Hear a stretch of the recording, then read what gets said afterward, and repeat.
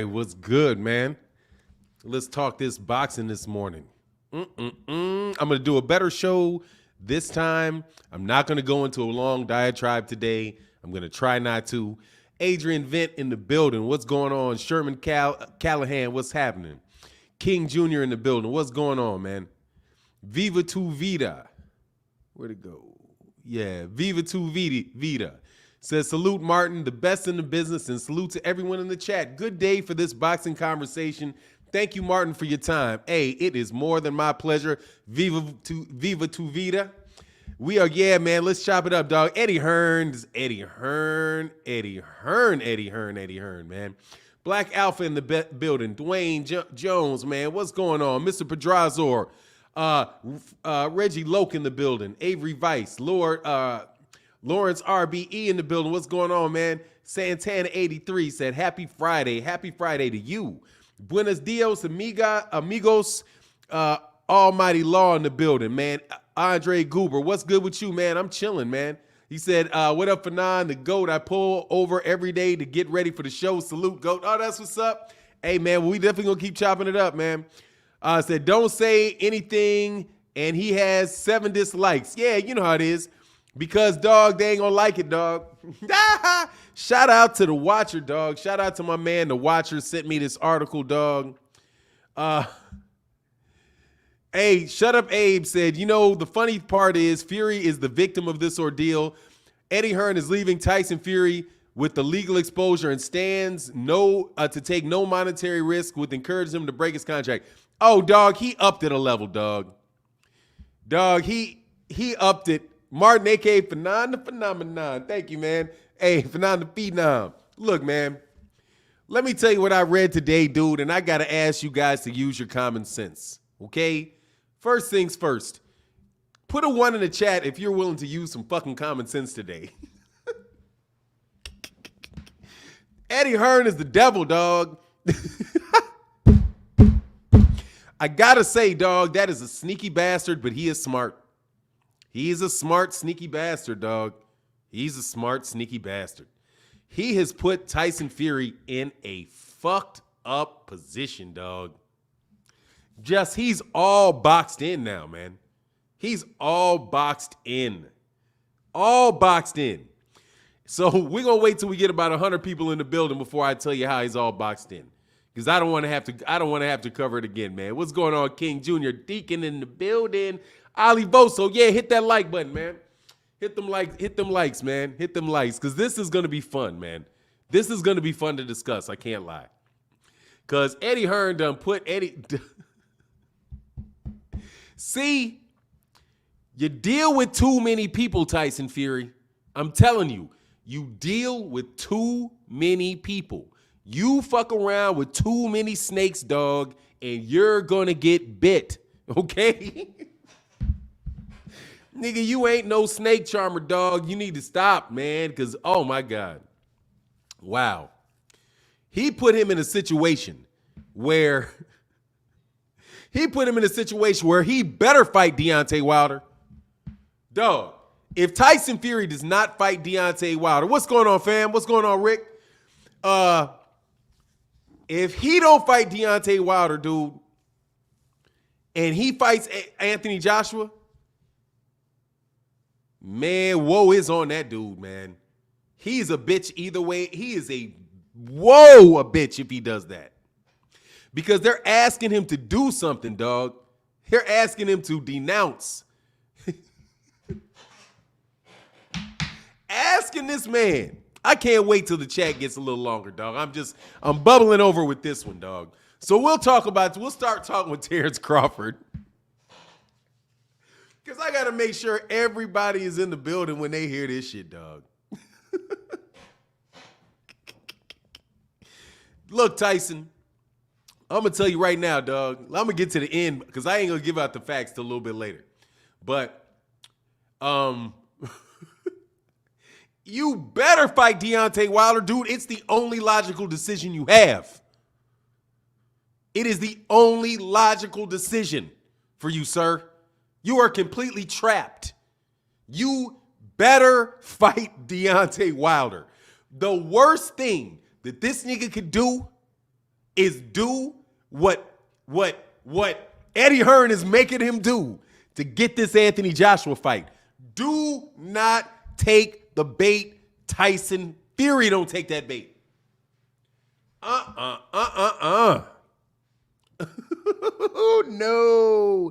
No. Okay, so we got over 100 people. So I'm going to go into it now, dog. Hell yeah. Okay. First of all, I got to have a caveat here. Okay? Caveat.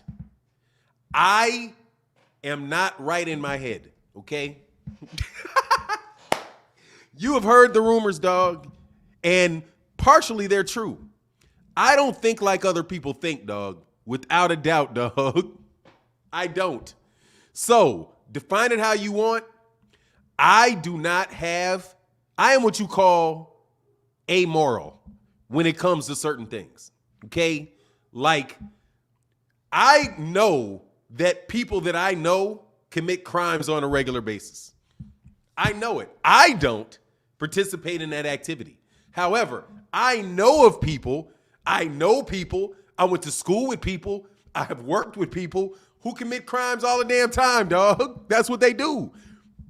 And I've just been somebody that over the time has seen so many people do that shit that I just don't judge them. Because I'm like, I'm just not going to do that shit with you, but I don't judge you, right? So I have to say that first and foremost, that I come from around a lot of people that do a lot of fucked up shit, dog. And I, throughout my life, have endeavored not to be one of them. But it is what it is. So being associated with a lot of people that do fucked up shit, some of that fucked up shit rubs off on your name. Just does. You'll be like, oh, he's one of them. And he'll be like, no, well, he doesn't really. He's not like that. You know what I mean? That type of shit. So I got to give you that caveat, dog. I just am not somebody that if you accuse somebody of being a criminal, then I am just going to take that shit at your word and just proceed with it. Okay? I don't do that. My legal background is such that I don't do that. It's irresponsible for me. It's professionally irresponsible for me to do that. I can't hear you tell me somebody's committed a crime and me not have the evidence and then me just act as if the guy committed the crime. Because I know that there's a legal system and I know that sometimes people are accused of things that they don't do. So I never take that shit off the media. I just don't. So in lead into this, I know people give me a lot of pressure when they say the guy, Daniel Kinahan from Ireland, said that he's not a gangster, that once somebody that knows him tells me that, I'm going to take the man at his word. That's just how I am. Number one, I know a lot of people that do a lot of fucked up shit, and I'm related to them. So they're my cousins and shit. So, but I don't do that shit. So if somebody were to say that shit about me, that I was associated with people that were, may do some things, that ain't the best in the world, that don't mean that I did it. So me, from my vantage point, looking at him, I say, okay, you say you didn't do the shit, you didn't do the shit. It ain't up to me. Now, that was my whole position on that. I just want to repeat that. And that means I don't care what you do. I have cousins that have literally driven across the country and shot somebody in their face. And I'm sorry, that's why I don't monetize these, literally. I got a cousin that got pissed off at somebody. He'll get in his car, drive right across the street, and right across the country, and that's it. And he'll go to a hospital. That's all will happen to him. He'll go to hospital. He'll sit in the hospital for maybe a year, and they'll let him the fuck out the hospital, dude. That shit is, but I can't, I don't judge him. It's just, I'm not going to say nothing bad about his mama. So, it is what it is. We black people do. We come from rough neighborhoods, we come from people that do, that do things. So anyway, this is how I got this motherfucker, dude. Say, hell yeah, that's a lot. Man, crazy as fuck. Man, my big cousin, oh, Lord have mercy, man. Lord have mercy on you if you fuck with this dude. Seriously, it's not gonna end well for one of the two of you. Because he got no off button. No off button, dog. Have you ever seen the movie The Godfather or read the books where they talk about that dude, the crazy dude who's like, oh, you're sleeping with the fishes? Like, what happened to, what is his name? Luca Brasi. You know how if you read the book and Luca Brasi he just don't care. Dude, my cousin is like that, dude. He just don't care, man. He just don't care. So, it's just what it is. You said one of my New York relatives never made it to adulthood. Half of my New York relatives never made it to adulthood. Yeah. Dog, whole bunch, dog. So many so that my family doesn't really even, like, I don't really even get to associate. When I was a kid, I never really even got to associate with my cousins. Like, all I would know was, like, if I was going to Kentucky, I wasn't really allowed to hang out with my cousins in Kentucky.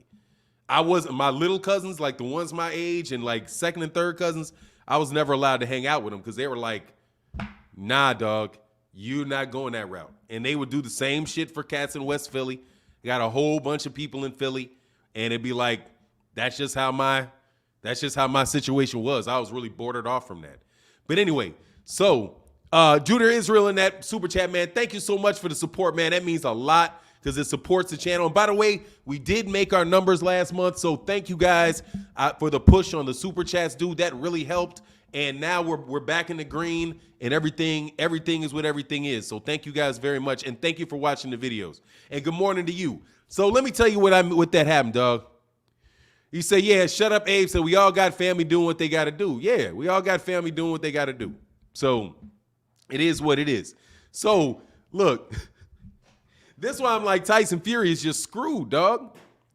There's an article that came out. What's going on, New Fat Boy Fitness?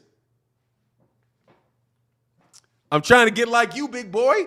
Say good morning. New Fat Boy Fitness said, good morning, fam, and salute to what you do. Yeah, dog, I wish I had one, man. You need to check out how motherfucking big New Fat Boy Fitness is.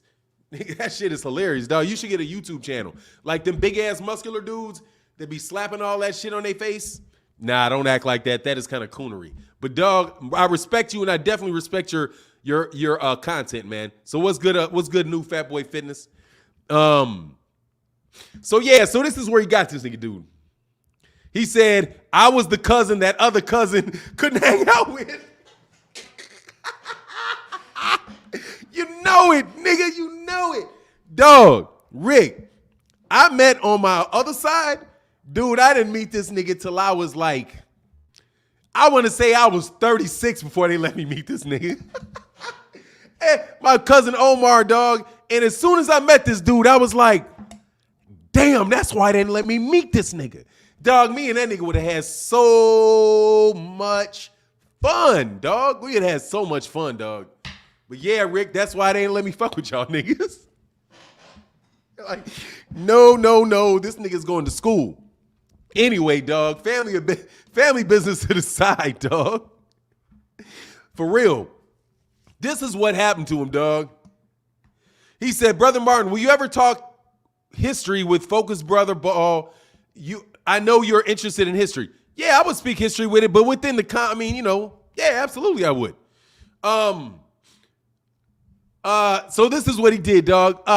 Naz Mill in the building. What's going on? He said, good morning, Mr. Blackwell. Shout out from Philly, man. Shout out to Philly, dog. Home, you know what that is. Shout out to Philly, man. So, oh yeah, dog. But like in Philly, that shit was funny, dog. When I'd hang out with my granddad, dog, I knew there was kids on the block, dog. I knew there was little niggas running around the block. But every fucking time I came out the fucking block, every time I walked out the house, dog, in Philadelphia, because I spent like at least 4 summers there. 4 summers, maybe like when I was 8, 9, 10, 11, 12, and then I came maybe like once in my teens. But dog, every fucking time, dude, I would go out, try to leave that house and go to that fucking store, dude. First of all, the kids would just run away. And my granddad would shout out, Martin, because you remember he had that deep ass, y'all niggas was around the neighborhood would know he had that deep ass voice, Martin. Yeah, I'd have to run back in the fucking house every time, dog. There were some dime piece little Chinese, like half Chinese and black girls that lived on them blocks. And I wanted to get over there and holler, dog. I couldn't do that shit for nothing. Always up in the fucking house, dog. But it was good, man, because he used to give me Shasta, like Shasta and grape juice and, and the hoagies. I don't really like hoagies as much as I like them Philly cheesesteaks. And we used to have a little tasty cakes. That shit was all fun. And that was fun, but I never got to play. I would have to go out to, was it Roseland? I think it's Roseland. I had cousins out in Roseland. So I could go play out and I could go hang out with like a couple cousins in Roseland. But I could never be around anybody over there, man. It was fucked up. But anyway, it was all good because I went back there later and met cats later on. So we got family reunions and stuff. So anyway, back to why this niggas got fucked up. Tyson Fury. Tyson Fury, in order to get the Anthony Joshua fight, he has to sign, what is a hoagie? A hoagie is it's a fucking sub, but the shit got all kind of oil and shit's just fire as shit. Hoagies, because they got that bread in Philly. The thing is the bread, dude, but the hoagies are like oiled down, what you would call Subways, but what do you call subs? But the hoagies just way better, dog. My dad loved get hoagies, get you like you have the onions, the salami, yeah, a hero. Nah, not like a Euro. Max got the best cheesesteaks in Philly. I don't know, man. I like the cheesesteaks in the neighborhood. This little shit by my grandpa's house, man. That shit was fucking fire. I mean, Max's was really good, but that little neighborhood was good. I used to get my shit with like Cheese Whiz though. I liked it more with the Cheese Whiz. That shit was just flame, dude. That shit is flame, dog. Anyway, yeah, but a hoagie is a sub. It's a submarine sandwich, but it's with oil. It's really heavily oiled, and it is like, that's the shit. Haven't had one in years, but yes, Chicago got the best pizza, man. Absolutely, dude. But you got to go to the neighborhood ones, you don't get the sandwich, don't get that like that cake shit. That pizza uno, whatever that is, that's not Chicago pizza. The Chicago pizza is the stuff where you got the bread, you got the sauce, and then you got all your meats and vegetables, and then you put the cheese on that mug. And then you see, when you look at it, you don't see the ingredients on the top.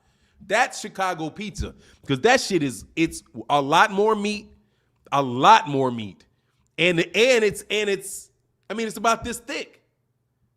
Like, it is thicker than that New York shit. That New York shit is paper fucking thin. Chicago pizza, the normal Chicago pizza is about that thick.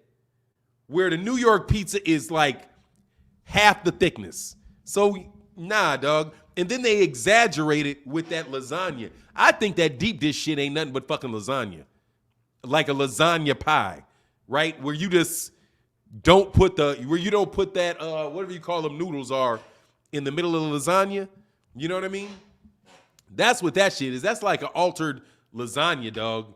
That's what that eats like. It eats like lasagna. Someone told me New York has the best. I mean, people got their opinion, but if you like pizza with no meat on it and no cheese on it and no sauce on it, okay, get you some New York pizza. You know what I'm saying? I'll put it that way. If you like pizza with no meat on it, no cheese on it, and no sauce on it, and some sorry ass crust, go ahead, dog. Have some New York pizza, dog. Chicago pizza. What type of Chicago pizza, Fahim? If you're talking about that shit at Pizza Uno that they keep talking about, that big cake shit, yes, that's overrated because that's trash, dog. That's not what we eat. Nobody I've ever tasted who's ever tasted Rosati's pizza, Baroni's pizza, I've ever heard said that shit was bad. It's impossible, dog. It's the same as New York pizza, except there's a little more sauce, there's more meat, there's more vegetables, and the cheese is on top that holds everything in. That's why I say it's better than New York, because New York gives you a piece of pizza with one-fourth the fucking meat. You have like 4, 5, 6 pepperonis put on that. In a Chicago pizza, if you get pepperoni, it's going to be on the crust, and they're going to cover every inch of that shit with pepperoni. Every inch of it. You put the sauce on, and then every inch of that shit got pepperonis. There's no gaps between the pepperonis. The pepperonis, in most cases, will damn near overlap. And then you got your vegetables on top of it, and then you get your cheese. But you guys telling me you must know where to go. And now that's fair, but they're talking about, to me, the stuff that I got in Manhattan, the stuff that I got off of like street corner in Brooklyn. I got pizza in yeah. I'm just saying. That's the difference, because that's the difference between New York pizza and Chicago pizza. You get much more meat, much more cheese, much more sauce. And ain't nobody gonna come up in your shit knocking saying, hey man, put some extra mozzarella on my motherfucker. That shit is unheard of in Chicago. To say, hey, will you put some extra mozzarella on this? Extra mozzarella? Dog, how much mozzarella do you need, baby? It's right on the counter. We give it to you in little packets. You can take as many as you want with you. Nobody ever complained about putting no extra mozzarella on a motherfucker in Chicago. Never, ever heard of it. I saw that movie and I was like, what? Man, please. You guys just, okay, y'all keep doing that shit. You know what New York people used to tell me? New Orleans ain't got the prettiest women. Used to hear that shit too. That shit's a joke. Y'all just ain't ever been out, dog. You ain't lived in Chicago, ate enough pizza, dog. Ain't no way that pizza's better. But anyway, it's just not, because it's less. So that's, you know what it's saying? Like literally in money. Let's talk about the money for the pizza. So how much is a slice of pizza in New York? What, $6 for a slice? How much is it a slice? $6? Give me the price on a slice of pizza in New York. Or a pizza pie in New York. For the whole pie. Because, you know, we tend to sell a whole pie. You know what I'm saying? And we cut our shit in squares. You know, we don't chinch you. We cut our shit in squares. Because, nigga, you can't eat a whole slice of that shit. We cut our shit in little ass squares, because there's more meat on the square than there is on your whole triangle, dog. Bet. There is more. Thank you, $25 for a pie. Come on, man. In Chicago, you're going to get a pie for about $18. But it's not overkill, dog. That shit is a better fucking pizza, because all you need to do is eat a square. You don't have to eat half the pizza. You just pick up a square, and there's so much shit in the square that you're good. You can eat 2-3 squares. Y'all eating all that bread. You guys like a lot of bread. You like a lot of bread, because your pizza is 50% bread. Who told you New York ain't got? I've experienced it, dog. You, comparatively speaking, no, nigga, your shit's just no. Anyway, on from your trivial pizza, dog. Okay, we're off the conversation of your New York. We're gonna get off your garbage ass pizza, dog. I mean, seriously, think what you want about your garbage ass pizza, nigga. I don't give a shit. Drive your Toyota and brag about it, nigga. I'm in my BMW kicking it. Okay? I don't give a shit. You sound like this nigga I used to have this conversation with in New Orleans. And them niggas be like, oh, nigga, I got a Maxima. I'm like, nigga, you got a Maxima? It's like, yeah, nigga, I got a Maxima. I was like, oh, nigga, you bragging about a fucking Maxima? You're bragging about a Nissan Maxima. Nigga, are you kidding me? Nigga, are you kidding me? Have you ever been in a BMW, homie? Have you ever fucking been in a Benz? Nigga like, nah, man, that Maxima, just like that Benz. Nigga, that nigga got out of medical school. I saw his ass in that BMW. I was like, dog, you ain't driving no Nissan Maxima. What happened to the Nissan Maxima, dog? Get the fuck out of here, nigga. I don't want to hear that shit.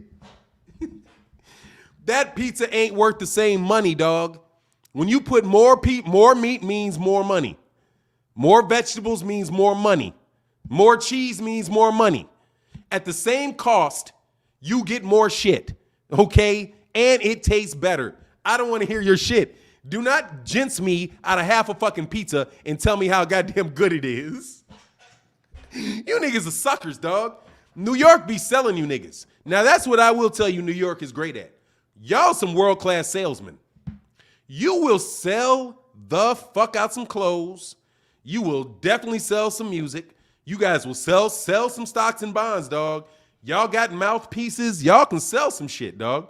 New York is great at sales. They can rap their ass off. They can talk their asses off. Out of New York, I give that to y'all. Y'all can sell. You know what I mean? You make shit big. Yo, pizza sucks though, nigga, and I don't want to hear that shit. Anyway, a slice of New York pizza costs $1. There it tells you. You get what you pay for, dog. Chicago ain't even got the best bean pies, nigga. Hey, but our little niggas be out in them streets selling them bean pies, though. You right.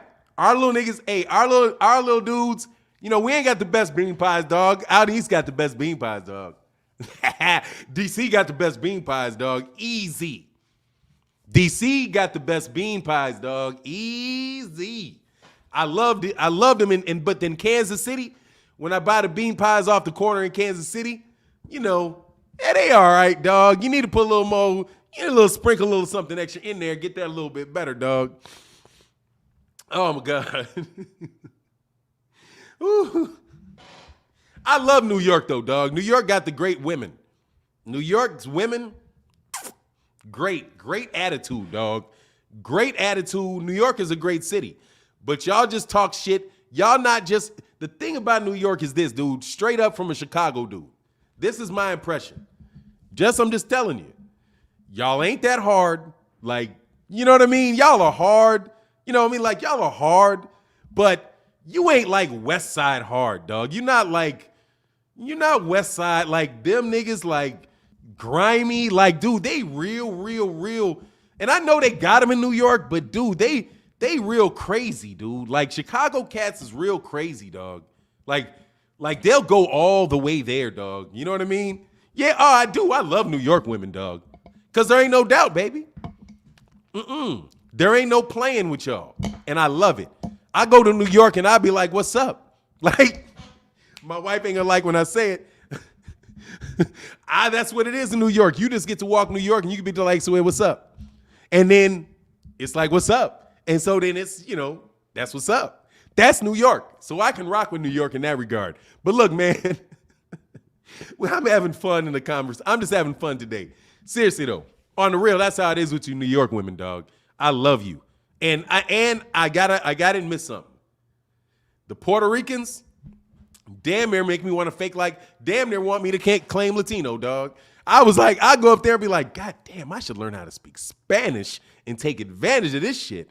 But no, the nigga in me says stay put. Don't stay put, don't do it. Be proud in who you are, dog. But sometimes I want to be like, damn, but dog, if you spoke Spanish, you could pass, nigga. You could pass. No. You're a Chicago black man, dog. Don't do it, but I swear to God, them Puerto Rican and Dominican chicks will make it hard on a nigga not to do that one. But let's get on to Tyson Fury, dog. Hey, thanks, Tay Brown. Thank you. Let's get back on to Tyson Fury, dog, and this fucking fucked up problem he got. All right? We got 300 people in the building. Oh, hell yeah. Oh, dude, I should show you my poster. Hey, I got a poster on my, not New York. Where is she from? Where is Rashida? Where is Khadija Jones from? She's from LA.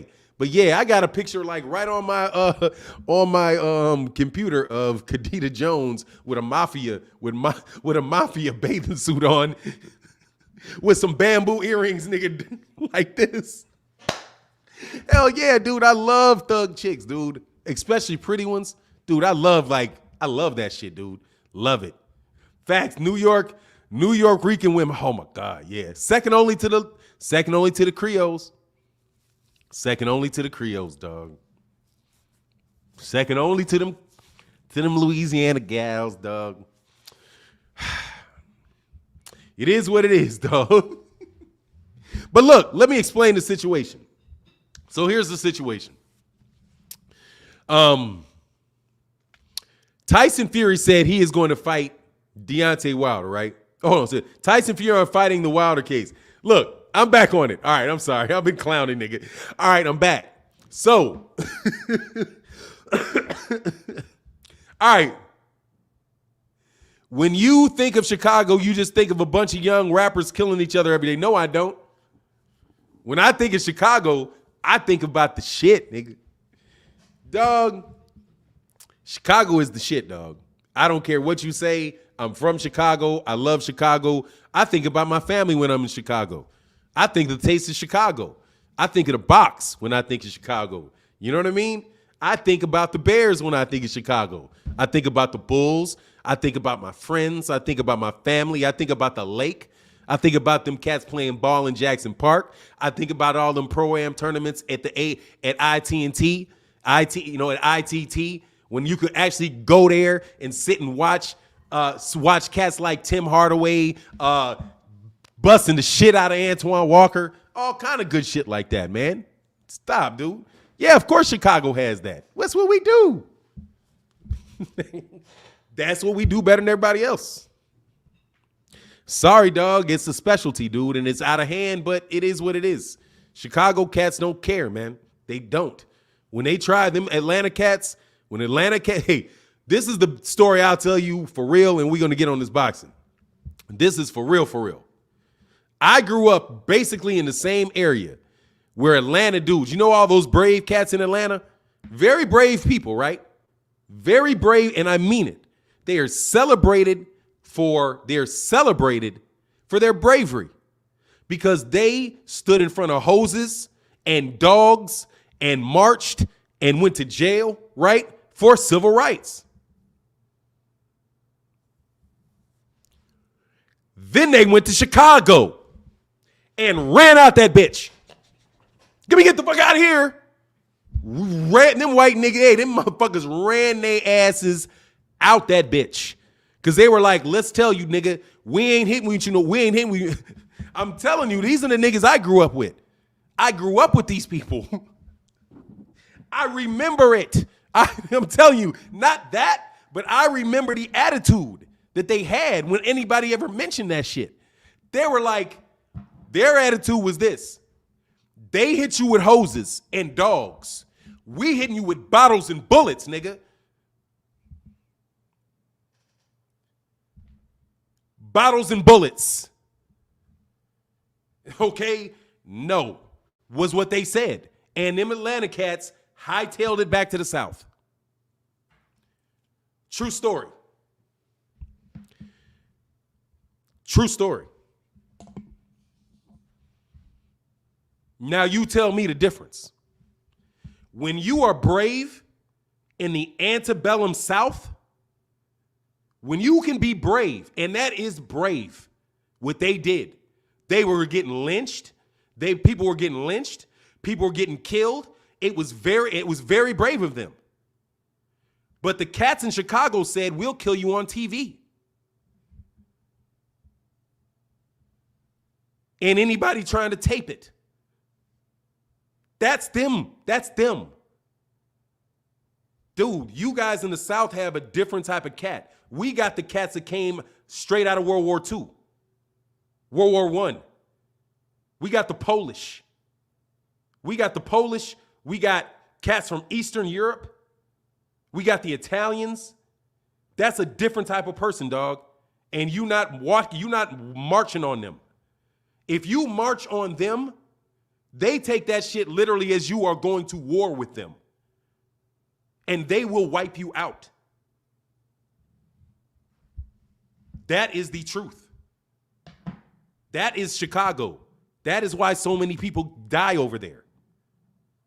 Because people will kill you in Chicago. That's not a myth. People will kill you in the suburbs of Chicago. Not just the South. Not just the South Side where you hear that shit. Oh, it's going on over there. No, it's going on over there too. And it's going on over there in Maywood. And it's going on up there. It's going out there in Oak Park. It's going on in Aurora. It's going on in Joliet. It's going on in Kankakee. It's going on in Moline. It's going on in East St. Louis. It's going on in Indianapolis.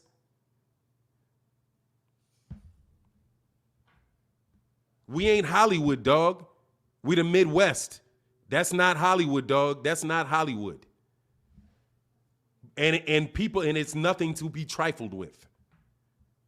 So that's why people came from the South, went up there, and they got sent back. It's just really, really, dude, I'm serious, man.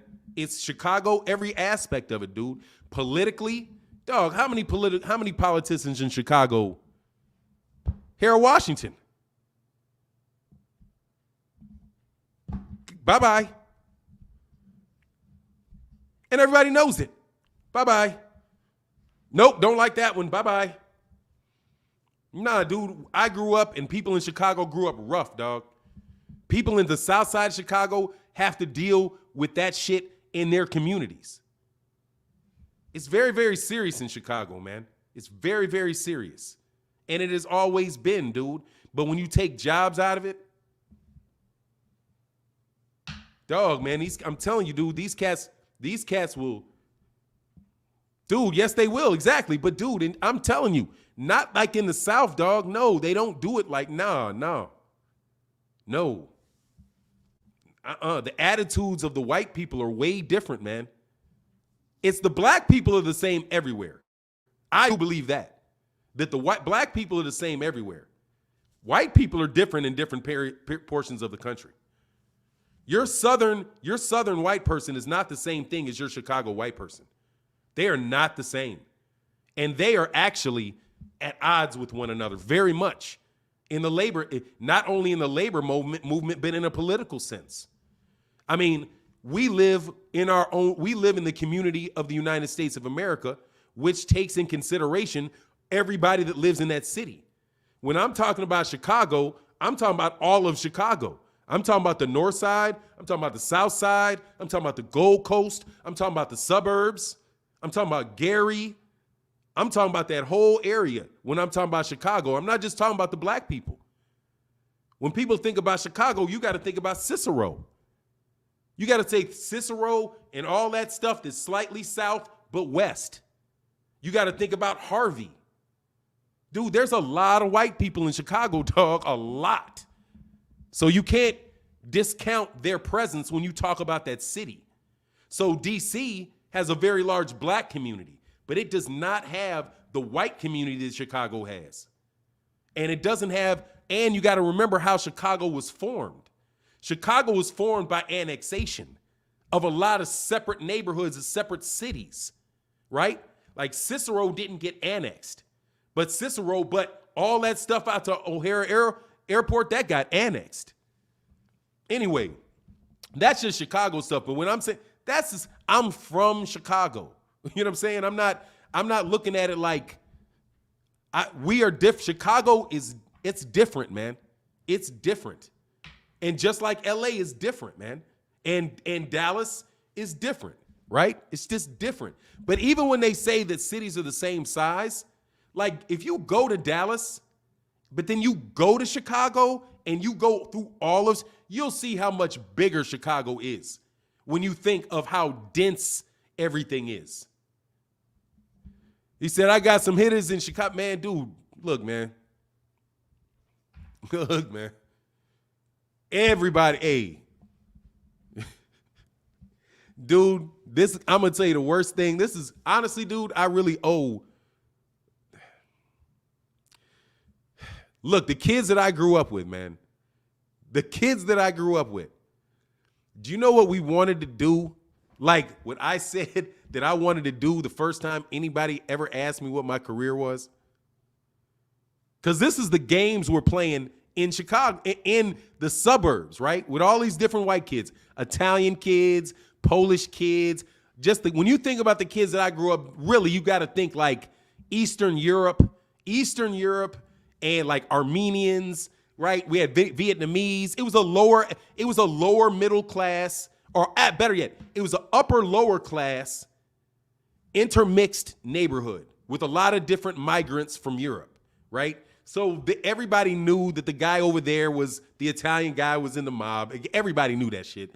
And then everybody knew that dude over there, what he was doing, right? Kids used to do shit like we used to steal bubblegum packages, like straight off the fucking truck, go straight to high school, go straight to school and be selling bubblegum off shit niggas took off a truck.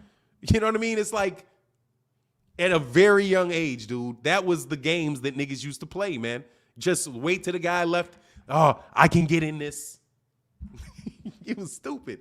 But anyway, man, Chicago, that is that environment, dog. It really, really is that environment. Because it's the central hub of the entire Midwest, which is a gigantic swath of land, dog. But anyway, back to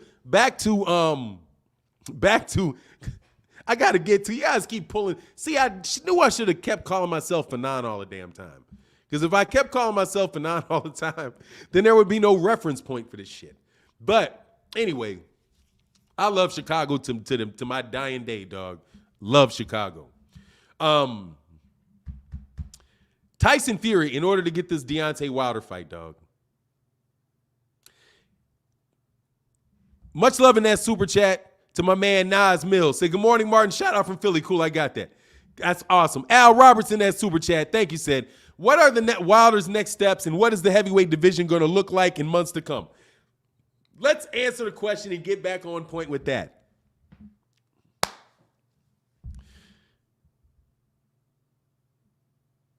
Yeah. So here's the thing. Deontay Wilder doesn't have any next steps until that arbitration. However, if Tyson Fury has any fucking sense whatsoever, his next step is going to be a fight with Tyson Fury. Because if he does not take that fight, he is the dumbest man on earth. Ha. And let me explain why. Because he has to, in public, disavow Daniel Kinahan in public to get the fight. He has to say specifically that Daniel Kinahan is not involved in that fight in any way, shape, or fashion, and he has to put that shit in writing. Now, I don't have any doubt that he wouldn't be involved at all. That's not my point. But I'm saying is that just last year, that was his best friend. And a guy he thanked for making the fight. Mr. Kinahan says he ain't got nothing to do with all the crime. And I'll take him at his word, like I said, related to all kind of other niggas I know. I'm going to take him at his word and say, okay. Now, if he made the fight, why do you have to disavow him? And is Tyson Fury going to disavow the man? Is he going to put his name, hand to paper, and write, Daniel Kinahan is no way involved in any of my business affairs, Tyson Fury?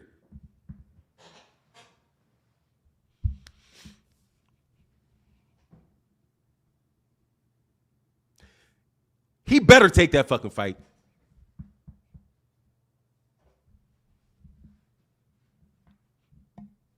Why would you diss him? Because Eddie Hearn says you have to.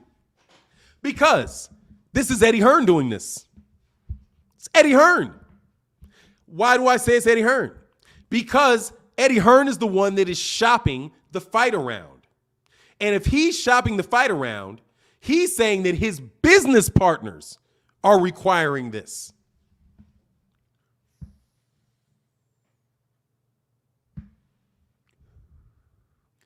You better take that Deontay Wilder fight, dumbass. You better. You know why? Let me explain it in my little neighborhood. Little itty bitty neighborhood called Lombard, Illinois.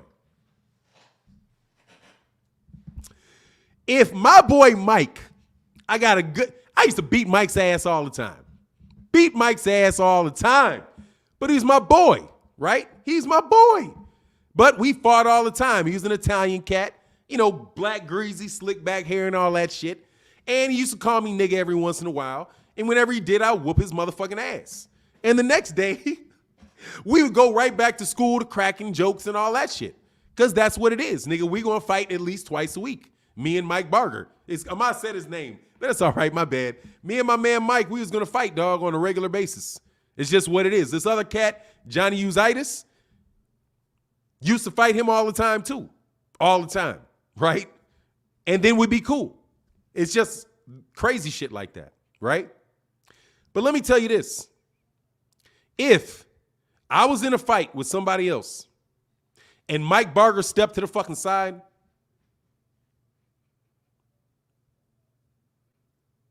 me and Mike Barger would have big fucking problems from there on forward, dog. There wouldn't be no jokey joke shit. There wouldn't be no jokey joke.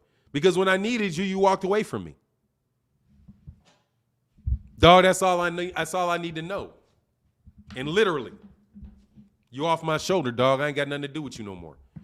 Because me and you can fight, and you can say, nigga, this. And I'll be like, whop that. Yeah, you greasy. Yeah, I would say that shit to them too. You know, I'm not going to be they niggas going to call me some shit, and I ain't going on them too. So I would call them that shit right back. Some shit that they didn't like, right? Some shit that we would do that, and we would fight, and we would be friends. But hey, dude, if some other cats was trying to get me and you not going to support me, dog, that's why I can't fuck with you. Because friends can fight. You know, because on the truth, they called me that shit because their parents didn't like me. They didn't like my dad because my dad was the black dude in that neighborhood that they could not keep from living there and couldn't say shit about the fact that he was there. So on to your boy Tyson. How much is that money worth you, dog, if that's your boy? If that's your boy, how much is that money worth?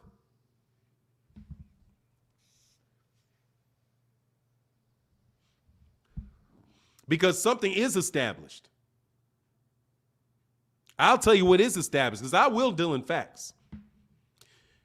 I've spoken to people that know that from that organization. I've spoken to that say that they are connected, and it was very clear. They say we're not gangsters, and we're insulted by that shit. But nobody questions whether or not the family was involved in things like that. Nobody doubts that his father had a history, his uncle has a history, because it's their histories that they hold against him. He doesn't have a criminal record. They do. But that's their family. So are you going to disavow him and expect them to be like, yeah, okay, you're my guy?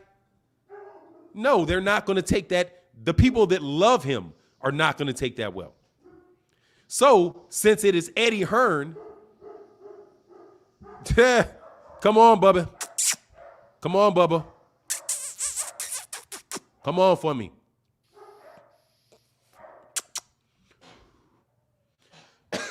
Anyway, garbage niggas aside, that's why Tyson Fury would be better off taking that fight with Deontay Wilder, because it shows that he's not going to leave a friend behind, and he's going to meet a commitment, and it's not going to act like he's afraid. Dog, if you don't get death threats, you're doing something wrong in your life. That's my viewpoint. You see that nigga right there just threaten me in the name. Get that shit every day. I've gotten that shit since I was 16, homie. At least. Fuck you. Niggas ain't got me since then. I don't think you getting me now. And if you do, good job, bitch. Deal with the aftermath. Next.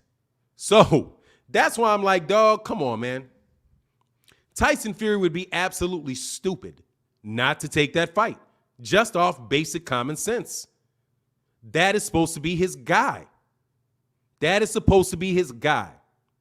A guy that says he didn't have anything to do with the crimes that were committed, or may have not been committed. I don't know. But I do know for a fact that that man denies it. He's not been to court, so what can you say? So if that's the case, why are you disavowing the man? Why wouldn't you say, fuck the fight? This man is not what you're saying he is. And I'm not going to act like he is by putting my name on a piece of paper, insulting him.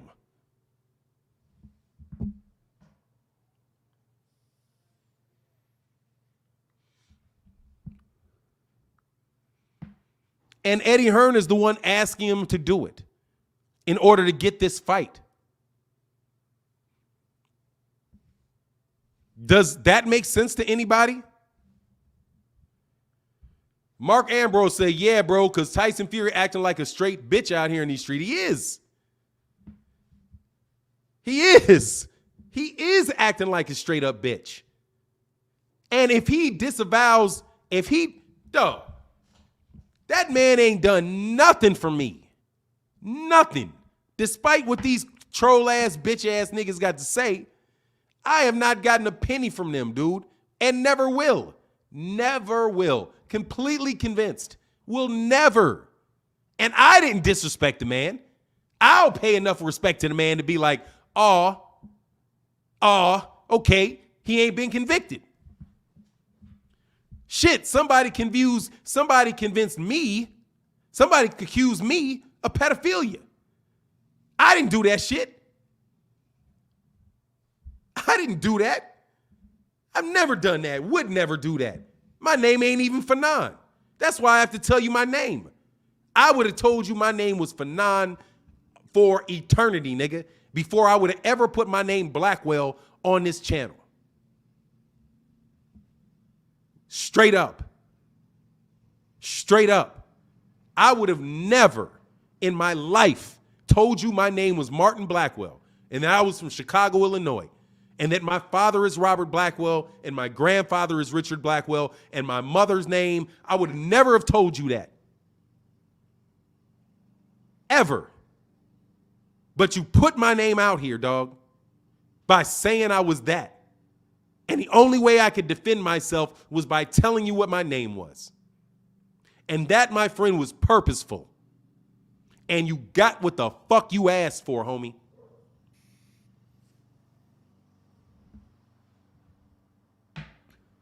Come get me. Come get me. Dummy. Fucking come get me. I'll say that shit again. A Martin H. Blackwell bitch, come get me. Fuck. Anyway, back to reality, nigga, because I'm still here. Heart still beating, nigga. Is yours? Anyway.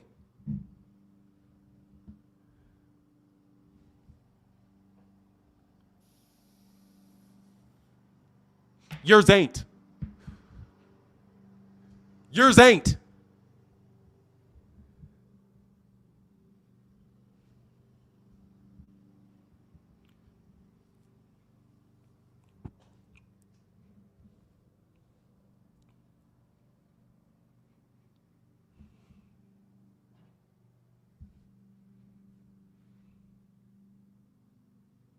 Sorry. But no, dude, that dude should not do that. And since he should not do that, his only real option. Thank you, Ozid. I appreciate it, man. I appreciate that, dog. I appreciate that. And I won't. Jeff, thank you. See, that's people saying something that's in your self-interest. Calm down. Don't let them get you. Because you get me sometimes, dog. Sometimes you guys get me. Sometimes you get me mad. You get me upset. And I ain't done nothing to you. And my first instinct is always to defend myself. Always. First reaction, defend yourself. I love Nipsey Hussle. Love him.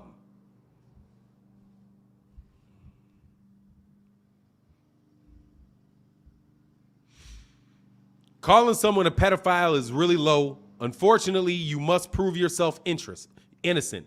Backwards. Yeah. So I have to tell you what my name is, what I do for a living, who I do it for, all of that.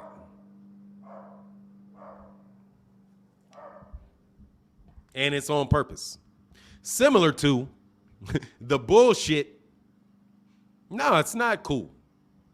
It's not, and it's not even gangs, bro. It's not a gang, man. It's a family. It's not a gang. It's not a gang. It's a family. It's a family. These people are family. These people are cousins. These people are from the same school. They are not a gang. They are a neighborhood, man. That's the connotation that you put on it whenever young black men get together. Kappa Alpha Psi is not a gang. Kappa Alpha Psi is an organization meant to help like-minded people, help each other and each other's children advance in life. And you call that a gang. I don't call that a gang. Unless by that you mean a gangle of kids. You're always pointing to the kids. The little kids getting shot. They shouldn't be getting shot. It's a shame. But that doesn't make the nature of the family any different. Doesn't.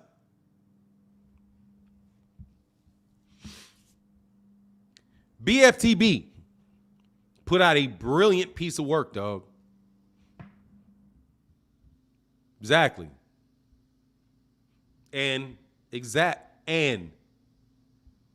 Exactly.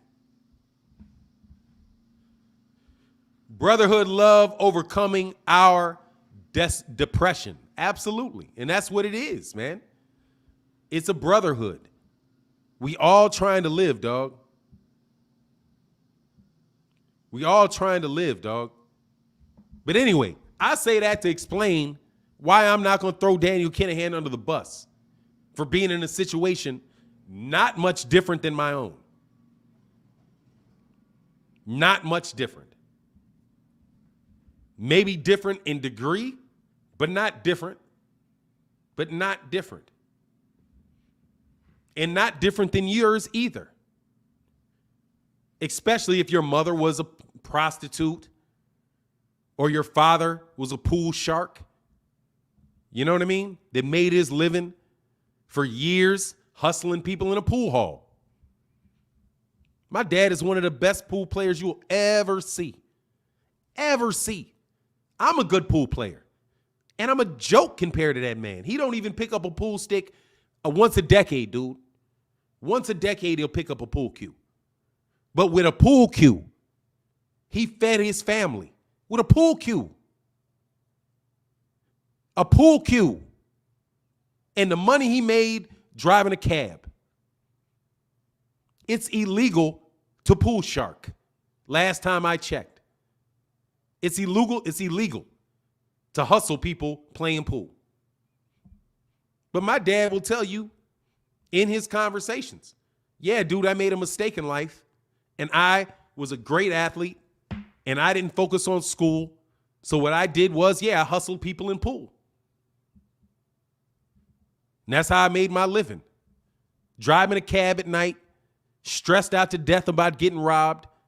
And what little money I made, and my wife knew it, I would spend the rest of my time in a pool hall, suckering niggas and taking their money. Because I can play pool better than anybody. Really, to play my dad in a game of pool for money is you losing your money. Because he's a professional level pool player, without a doubt. With everything that I've seen Willie Mosconi do or Minnesota Fats, my dad could do. But he did it in pool halls to get money, to feed his son and feed his daughter. And then he went to the Army after that. So somebody involved in criminal activity to feed his family went to the Army. And then from the Army came back to college. And then the Roosevelts, you know, Franklin Delano Roosevelt and their daughter is the reason he could even get a job. That is straight shit, dude. That's just life, man. So I'm not going to chastise cats whose fathers had to do things, man. Especially because there's cats that had to do a lot worse than he had to do. A lot worse than he had to do. So nah, man. Spare that. So if you're willing to, because this man's family has a criminal past and he's accused of having one himself, in order to get your fight and prevent you from not having to get to deal with Deontay Wilder, which you've already agreed to, if you do that, if he does that move, who can respect him? Skip whether or not he's a great fighter or not. Who could respect him?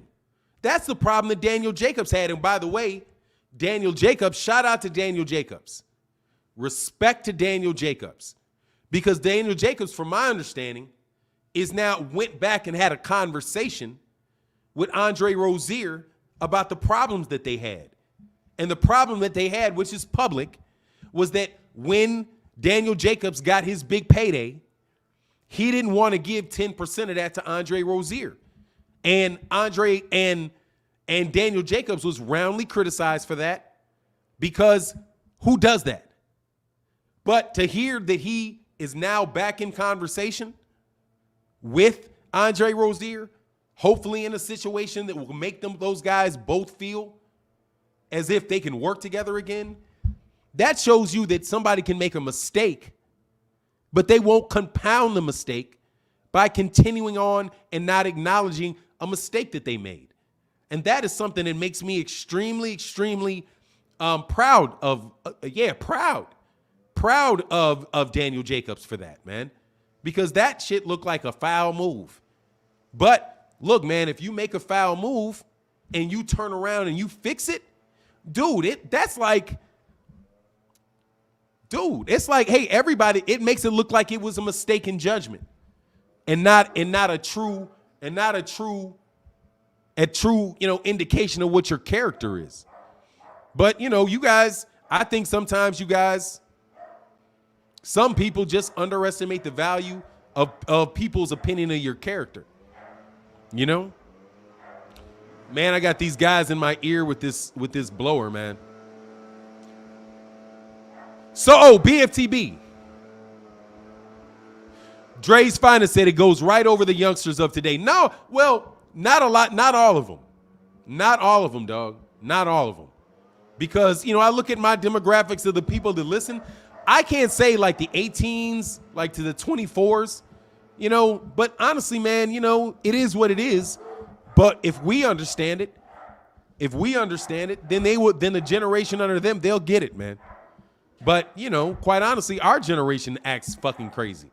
Like, what is this shit that Tyson? I mean, I'm not that much older than Tyson Fury. Tyson Fury's in his, I guess I'm 20 years older, about 20 years older than him. So I guess maybe I'm somewhere around the age of his father. Dude, his father doesn't act like that. I haven't seen his father behave like that. And I've watched and I've paid attention to his father. I got a lot of respect for John Fury. A lot of respect for John Fury. That dude don't fuck around, dude. He'll tell you just what he thinks. He's very honest and straight shooting. He's not going to sell out his son, but I mean, just my feel off of his father is that he's a real dude. Those guys are fighters, man. Huey Fury, I don't see any, well, I guess maybe Huey Fury ain't had the opportunity, but think about it. Tyson Fury left his uncle. What was the name of the Fury that was coaching him before he came back? It was John Fury is the father, and the other father, who's the father of, what's the father's name? John Fury is the one that holds the reins. He seems like he's a sensible guy, man. He does. He seems like he's a guy that ain't gonna play around with you, but he seems like he's a sensible guy. But John, what's the name of the brother that he fired though? Because he broke from his uncle. Because they had the same trainer. They had the same trainer before, and that's when he went to Ben Davidson. And then from Ben Davidson, he dropped Ben Davidson, and he went to Sugar Hill. You know what I mean? So That's him. I guess maybe that's just him, you know? But I know, you look at Peter Fury. Thank you very much. Peter Fury. Yeah, he dropped Peter Fury as a trainer. Now, I don't know I can't tell you any of the specifics behind it, why he would drop Peter Fury, but he did drop Peter Fury. And I can't tell you why he dropped Ben Davison, but he dropped Ben Davison. I just don't know, man. The guy's just, if you look at just the totality of the guy, man, he just comes off like a piece of shit, man. And I don't know how much you can put that shit on his father or his brother or his uncle. You know? I just think maybe he's just an asshole, dude, that wants to get over. You know what I mean? No more complicated than that. But Eddie Hearn, I think that was a masterful, that's a masterful play of Eddie Hearn. Masterful play of Eddie Hearn by Eddie Hearn. And I don't believe that the benefactors are asking for that. Like, out the fucking blue, they want it in writing. They want it in writing. So what? So that you can audit it? Because if he agrees to do it, then how are you going to know? You're going to audit all of them? You're going to assure ahead of time that he doesn't walk in the room? Because that's what they're doing. They're saying, guarantee me that this man will not walk in the room and will not represent you. It's similar, if you think about it, to what Oscar De La Hoya did when he wouldn't let James Kirkland have Ann Wolfe in his corner for a fight. Like, yeah, I'll fight you, but you can't have Ann Wolfe. I'll negotiate with you, but you can't have Daniel Kinahan negotiating for you. We must agree in that he will not negotiate for you. Now, what that means, I don't know, but that's what he's saying. Jappleby said, dropped Ben because he needed a better he needed a better magician. Yeah, dog, the juice wasn't enough, dog. He needed a little something besides the juice. That's what they say anyway, not me. Oh, Dansu, I love this comment. Beyonce, the bum tomato can Wilder, is in hiding. Let's do a psychoanalysis of your stuff, Dansu. Beyonce, you got a fixation with black women. The bum tomato can, you're delusional. Can, who the fuck cares? What's that shit about? There's no reason to highlight that word. Wilder is in hiding, which tells me you're looking for him. So you might be obsessed with him. So what does that tell me about you? You have a sexual fixation with Deontay Wilder, a delusional sexual fixation with Deontay Wilder. That's what I get out of reordering your goddamn sentence. And you know, in the universe, everything is true. So you call him a female's name, which is something you should be attracted to. That's an attractive woman. Isn't it? It is. So you associate Deontay Wilder with a beautiful black woman. He's a bum tomato can. Oh, you eat the blood. Don't you eat? Yeah, you eat shit out of tomato cans. That shit got tomatoes in it. So is he sweet like a tomato, like a red piece of fruit? And he's in hiding, which means you're looking for him, and you can't find him. So you can't find this beautiful woman that you would like to, that you compare to a tomato. Something that you put in food and is good for your health. Oh, I do some of that too, dog. I'm a man of many talents, homie.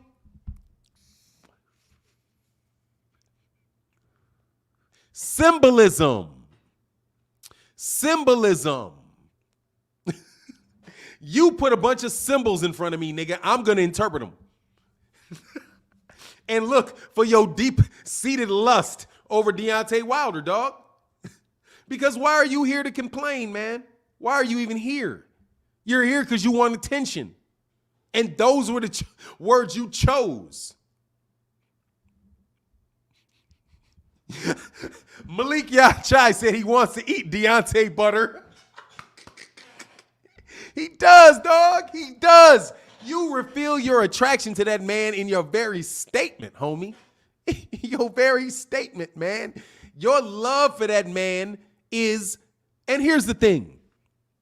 Now I'm able to do it. I can bring in this conversation some hermetic philosophy. And I don't mind doing it because it's fun. I'm looking at it. And this is how you study a little bit of philosophy. You apply it to dumb niggas because they're dumb niggas. Since they're dumb, they can't hide shit. It's not going to be complicated. So find a dumb nigga and you are it. And you can define something. So there's something called polarity. Polarity. Is it the doctrine of polarity? But it's the doctrine, call it the doctrine of polarity. And it is that there's two poles to everything, right?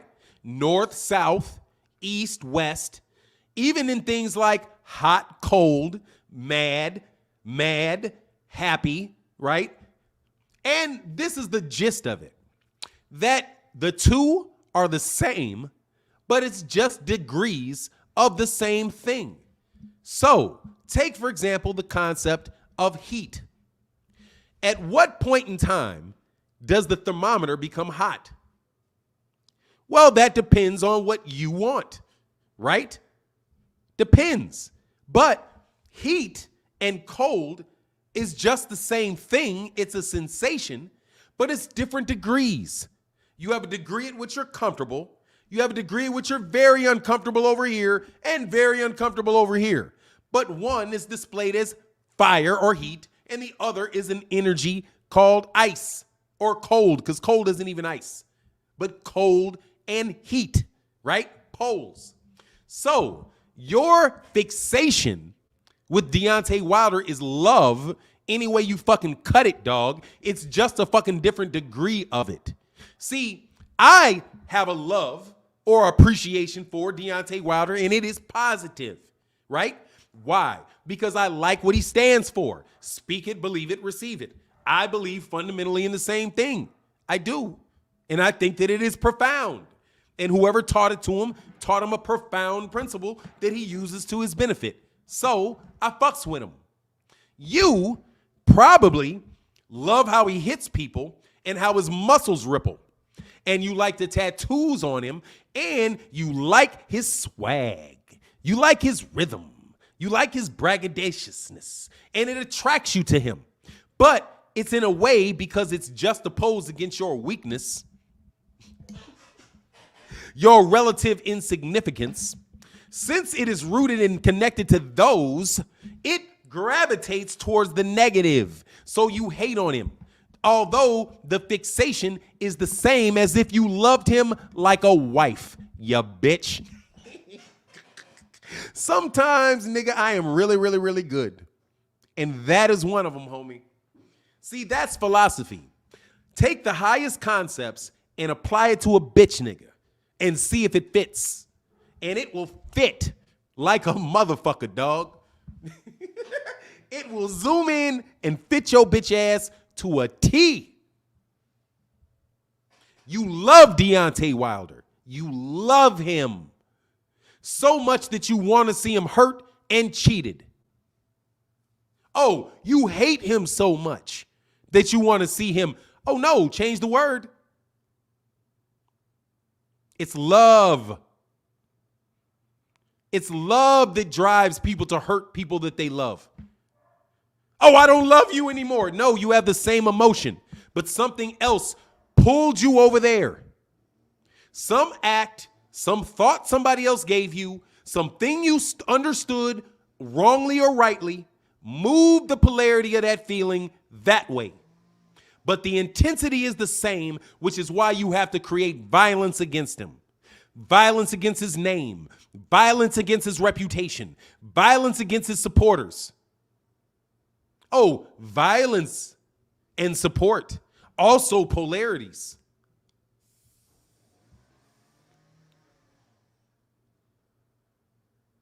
You suck.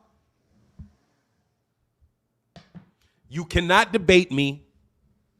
If you try, I will pick up a book, get a new tool, and zip you with it. Now, every time you hate bitch, you know as a fact that you love him. Now you know it. Because if something happened that you liked, like the dummy you are, you will get magnetized right back to love. And I'll tell you what he needs to do to get it to you. Pay you some attention and give you $5,000. Magically, your bitch ass will go all the way from hate to incredible love because he waved some money in your face. Like magic. Your polarity changes. And now your love is now hate, or your hate is now love. Dummies. You dummies. You big dummies.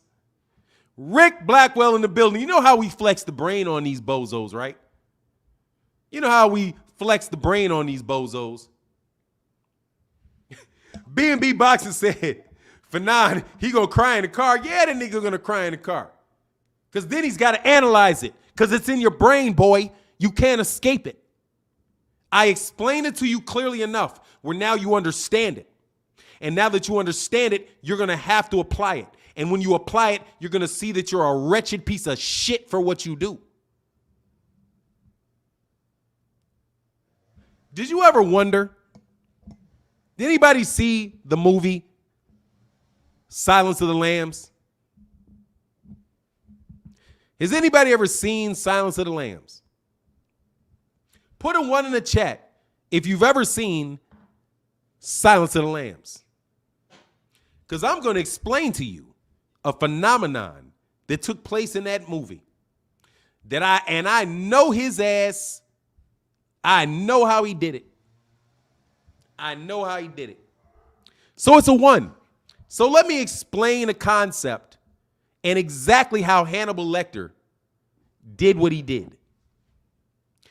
Do you recall the scene when Clarice Starling first met Hannibal Lecter? And they were talking back and forth to each other, right? When she left, he disregarded her. Get away, right? But what happens? The man next to him in the cage next to him masturbated and threw sperm in her face. And sperm hit her in the face, right? And then Hannibal went nuts and said, come back here, come back here. Clarice Starling comes back, and Hannibal Lecter says he gives her something right away. And he said, I deplore rudeness. Something like that. I deplore rudeness. What he did was unacceptable. And then he said, here, I'll give something to you. A piece of information, she goes away with the piece of information. The next day, she gets news that the man next day in the cage next door swallowed his own tongue. Swallowed his own tongue and passed out and died in the cell next to Hannibal Lecter. You know how he did it? He convinced that man of his own wretchedness in a way that his whole nature convulsed. And he choked on his own tongue. That's how they do that. They tell somebody and expose somebody to the true nature of their wretchedness through simple logic and will convulse your spirit so badly that you will swallow your own tongue. Because what you said was so grotesque on a spiritual level that your spirit buckled you. That's the concept, at least. I can't do that. But a hypnotist, a trained psychoanalyst, world-renowned psychoanalyst might be able to pop you like that. So that's why maybe you shouldn't be wretched in your life. Because then somebody can't use your own wretchedness as a way to blast you. like I just did with that guy on a much smaller level, by explaining to him that in reality you love Deontay Wilder completely. And the more you rail against him, the more evidence it is that you love him, which is why it plays out in the money like that. Because doesn't Floyd Mayweather say that? Hate me or love me, you're still going to watch me. Well, Floyd, the answer to that is love me or love me. You're going to pay me because you love me.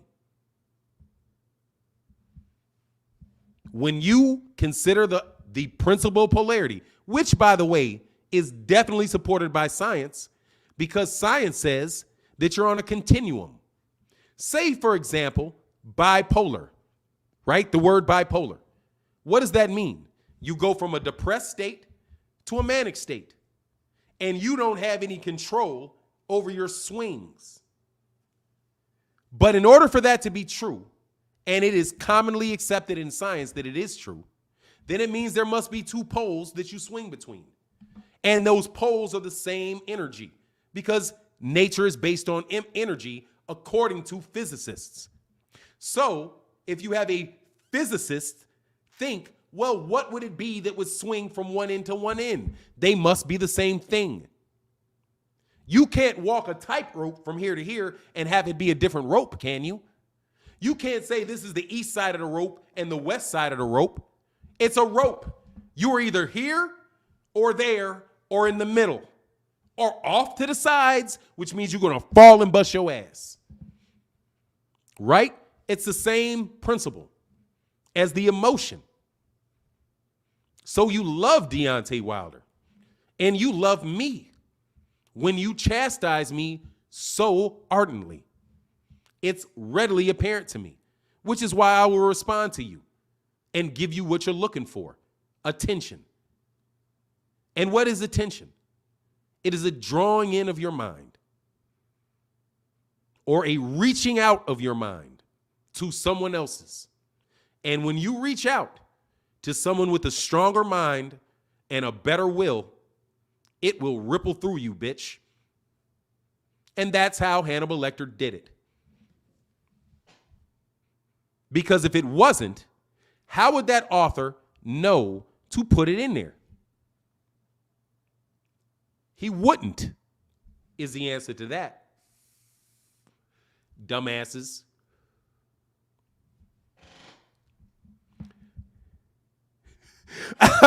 Peter Von Ark said, my contention is bipolar equals asshole. No. Bipolar means a lack of an ability to handle your swings. It is a lack of intellectual rhythm. It is a lack of intellectual rhythm.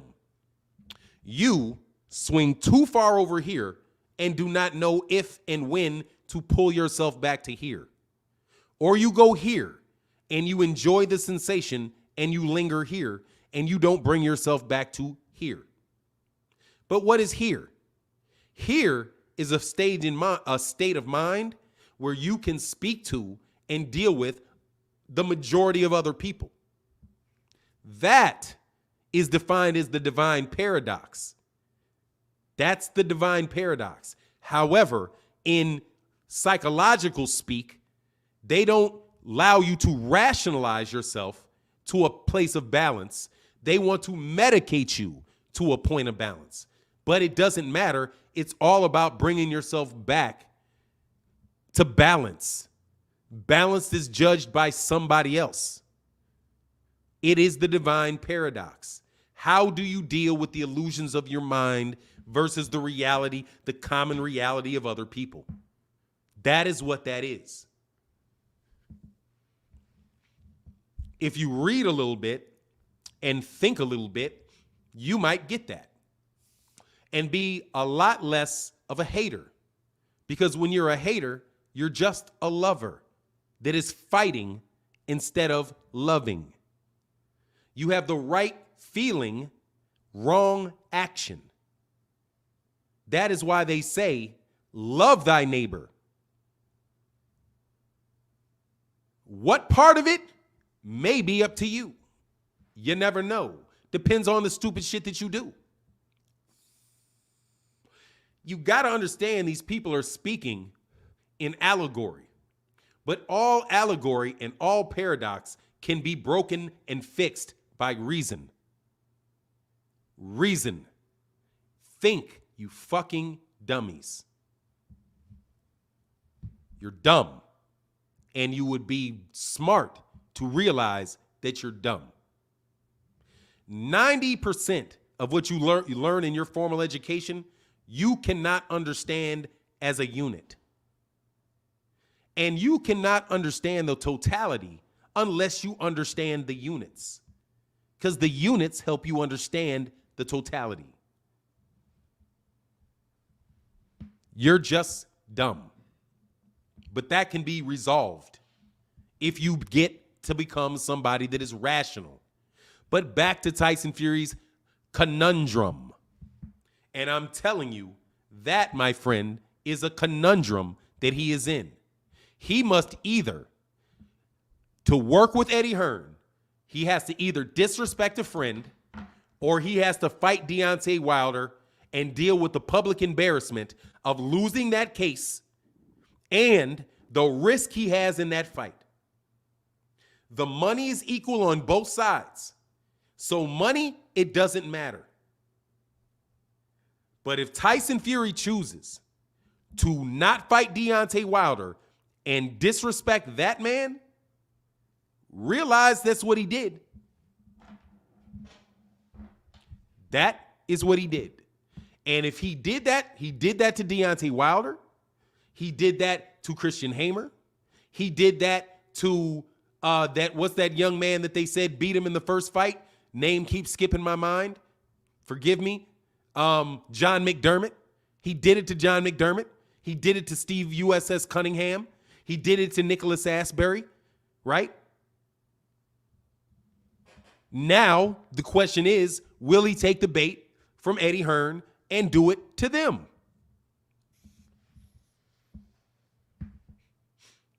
I think Eddie Hearn's a fucking genius. No joke. I respect the game. I respect his game. That's some gangster shit. I never say that. You never hear me say, that's some gangster shit.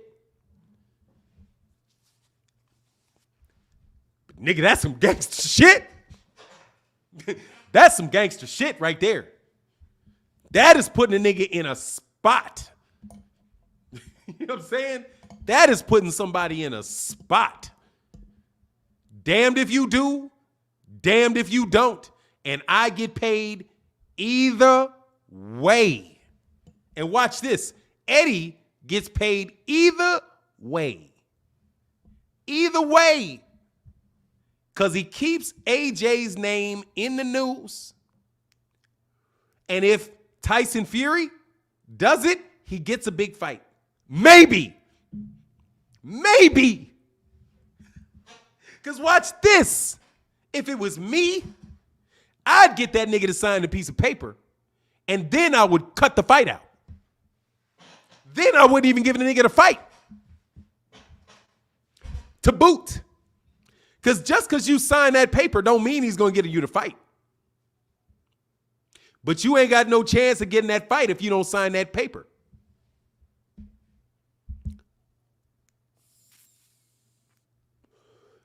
What you gonna do, Tyson? What you gonna do? What you gonna do? Nigga, it looked like checkmate to me. It looked like checkmate. You know how they say it ain't checkers, it's chess? What do you call it in chess when you die either way you move?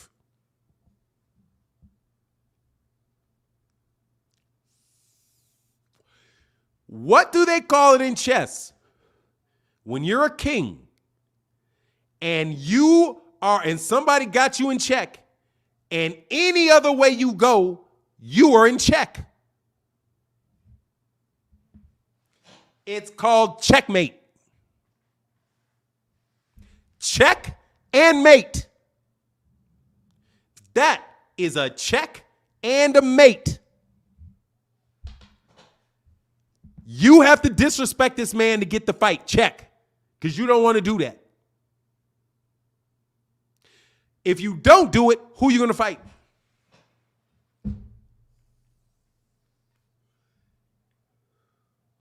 When you know anybody else that wants to fight you is going to ask for the same fucking thing. When they're going to ask for the same thing, I guarantee that he is cut out.